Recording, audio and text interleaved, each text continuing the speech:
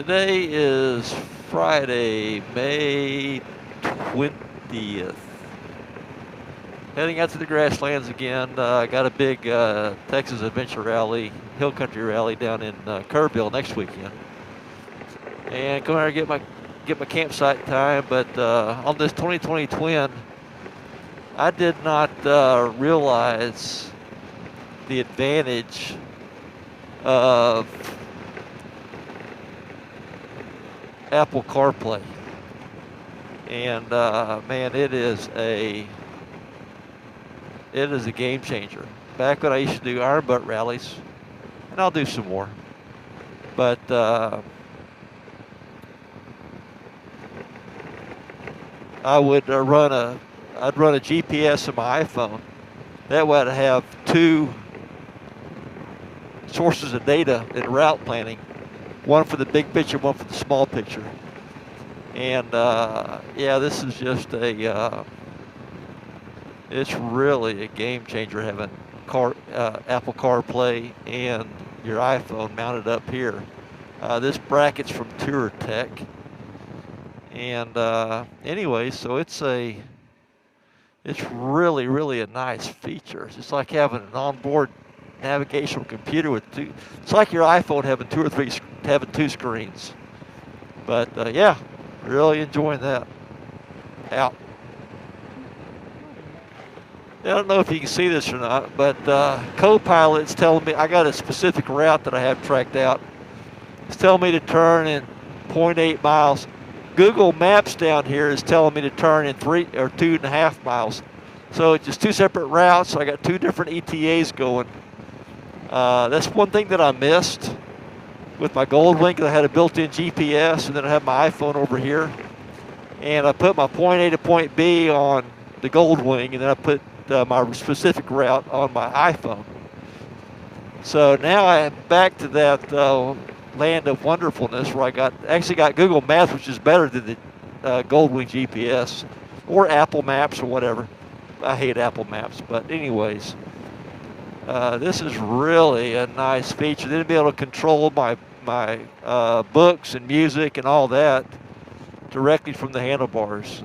Man, I'm just a big fan of Apple CarPlay. Big fan. So see, Google saying go 2 more miles. And then my Copilot, which is my specific route, is telling me to go this way. And then now Google Maps says similar ETA. It's pretty cool, man. Pretty cool technology. It's good until it bites you in the rear end, I guess. Yeah, so Google Maps told me to turn right in 0.2 miles. Copilot's told me to turn 0.2 and turn left in 0.2 miles. Because there's a little dirt road up here I want to take into Decatur. Google Maps is taking me to 380, but it's telling me similar ETA my way. My way's more fun. And so just another example of how using two GPSs is so beautiful. If I'd have kept my 16, I would have bought a standalone GPS, because I really miss this feature of having two GPSs going, because especially if you're in a territory that you don't know about. So that way it gives you always have an escape route. I love that. So anyways, just Apple CarPlay, man, it is the bomb. I read on the forums a lot, you know, I don't want no CarPlay. You know, I'm just going to turn it off and not use it, blah, blah, blah. Whatever. But for me, though, if you got some navigation skills, you'll kind of know what I'm talking about. Or if you're a long-distance rider, you'll see the beauty in it. So anyways, beautiful spring day in Texas. It's about 78. Look at this. I just flip one button, and I got the temperature 85 degrees and everything going on my motorcycle. And then hit it again. I'm back to Apple CarPlay. So it's a pretty sweet deal.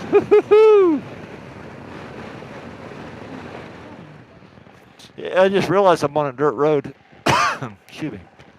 And so I'm in tour mode right now. So I'm going to switch this thing over to There's urban. I'm going to switch this thing over to off gravel. Well, yeah, there we go. Did it on the fly, and it cuts the power, and traction control reduced, and it softens up the suspension. Man, it's electronic suspension too, man. That is a wow. It's just, you know, I didn't think I'd ever use it, but again, I never adjusted my clickers on my 2016. I had 75,000 miles on my 2016, and I never touched the compression, preload. Well, I did do the preload on the rear when I loaded up versus not, but never touched the compression and damping. And I did, you know, have the suspension redone for my weight. But anyway, so electronic suspension is cool for someone like me who doesn't understand how that compression and damping and all that crap works. You just hit a button and you're good. And so now I'm back on pavement. I'm off the gravel. So I think I'm going to switch right back into tour mode. I hope you can see this on the camera. Yeah. So I'm right back into tour mode because I'm on pavement. And just moving right along. Pretty cool. All right, no one out here. And man, these tires are like 70% street, and even on the gravel roads, this bike is so confidence inspiring. It's just insane. Then I put my foot down with 3 inches of clearance. I can back up. Man, this is just sweet, sweet, sweet. Favorite bike of all time, no doubt. So I got a couple of buddies coming out tonight. Hammock goes right there. And perfect temp, it's about 85 degrees. How about that? It's supposed to rain today, but I'll put my rain fly up and enjoy the pitter patter.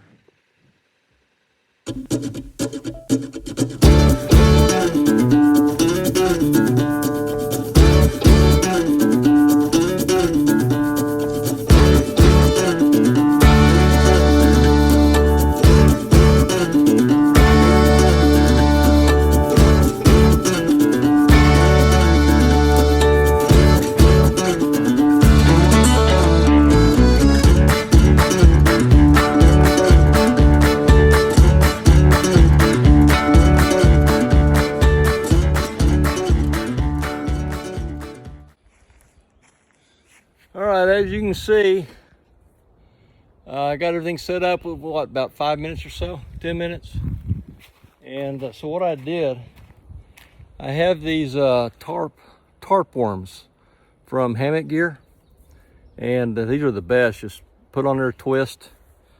And if you notice my hammock setup, this is the Warbonnet Blackbird, which is my favorite hammock of all time.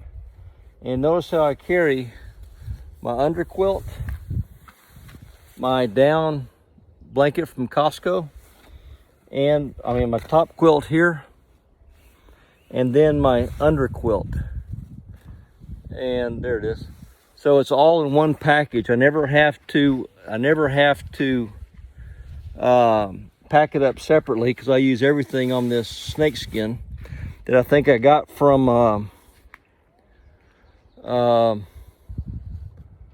Quick Light Designs or something like that. But anyways, and then I use the same pannier.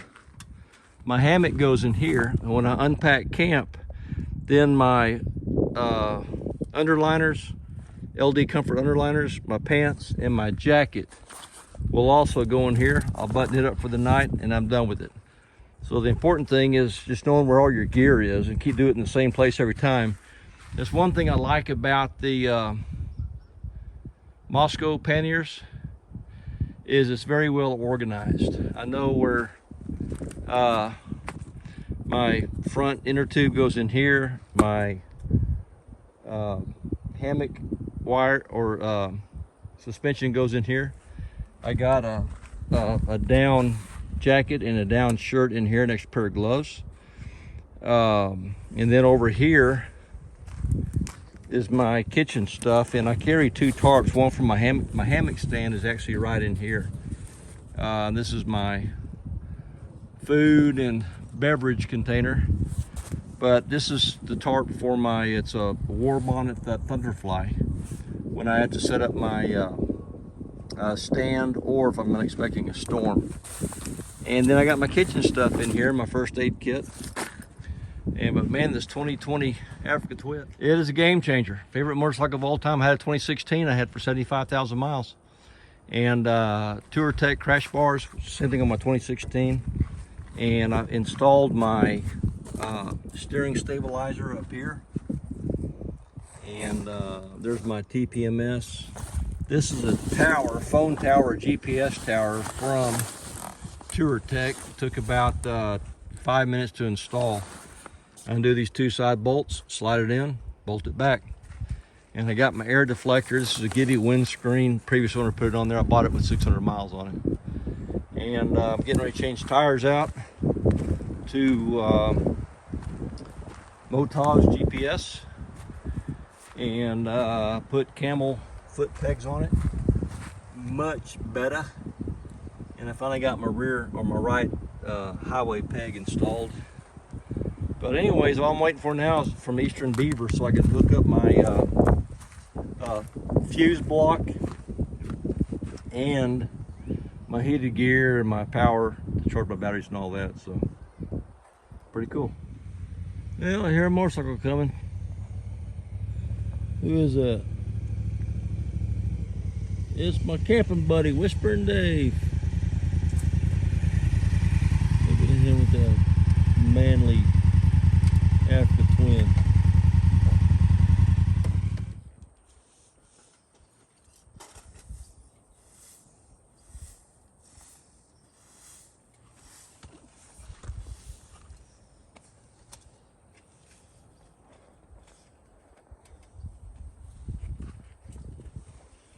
Yeah, I'm kind of excited about going. I think a lot of them guys I ride with, I don't think there's any way they can do that many days.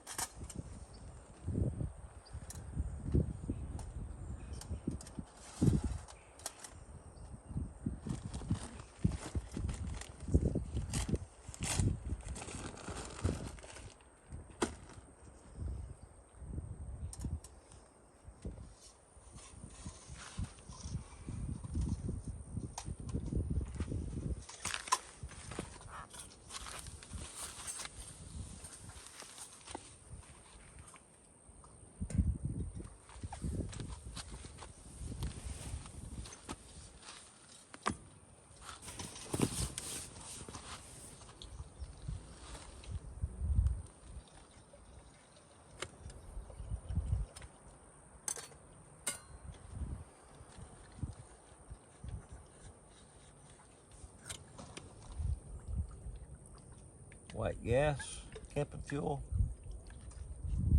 or denatured alcohol.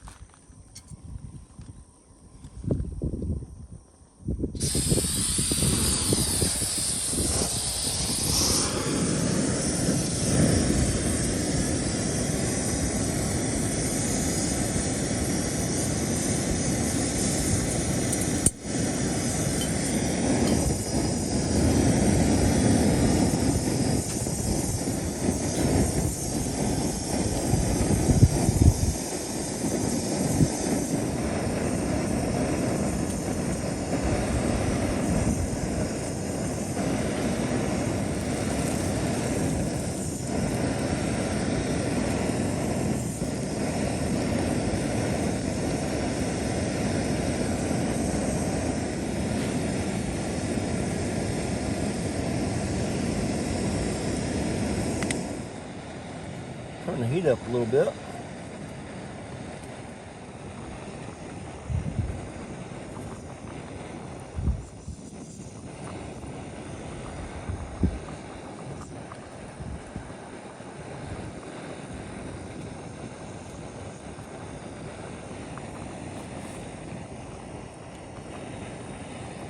A little bit more.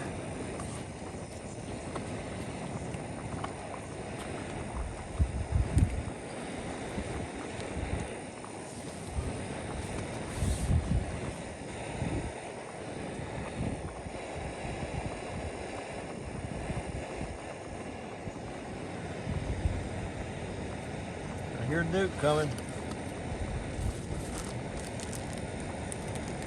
Hit that 2018 Africa Twin. There he is.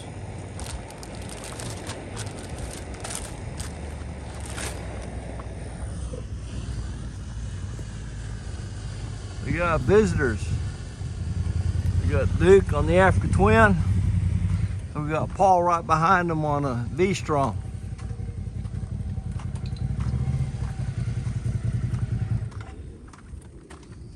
Welcome Howdy. to our abode. How you doing, brother? Good. Hey. Paul, how you doing, brother? Hope you didn't wait for dinner for us. We didn't. Good, because we ate at the in Decatur Sweetie Pies. It's a lot easier. Yeah, we weren't holding dinner for you. Pre-seasoned ribeye. Oh yeah, look at that.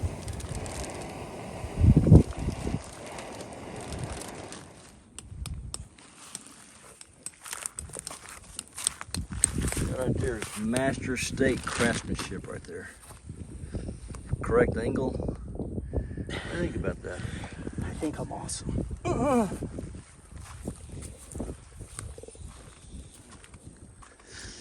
Now we got Duke over here. 3 minutes. 3-minute blowjob. Get it in, get it up, get it off. That's all it takes. I'll drink to that. Whisper and Dave's, i.e. hamburger / steak.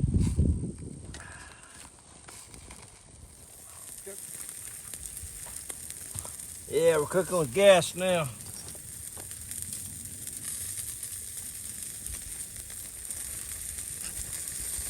There we go. Yeah, look at that, baby. Woo. Gonna warm my rice up a little bit. Oh, yeah. I think this little plastic guy is probably the way to go.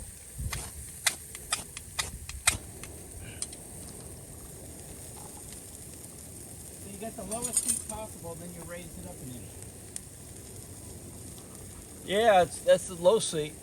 And for me, it's, man, I got like 3-inch bend in my knees. Well, you sat on it the other night. Yeah. Man, that Apple CarPlay, that is the, I like that. wow. Got my rice, got my corn, got my ribeye. Ooh, yeah. Yeah. That ribeye, look at that, man, thing's done.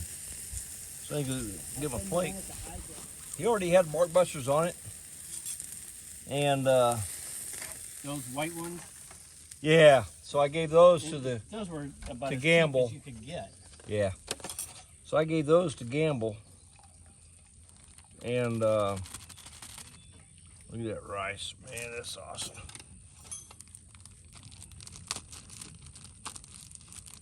Yeah, that looks like a lot of work.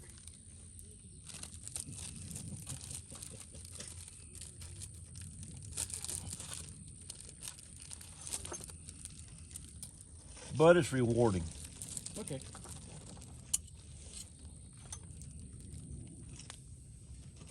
It's hot.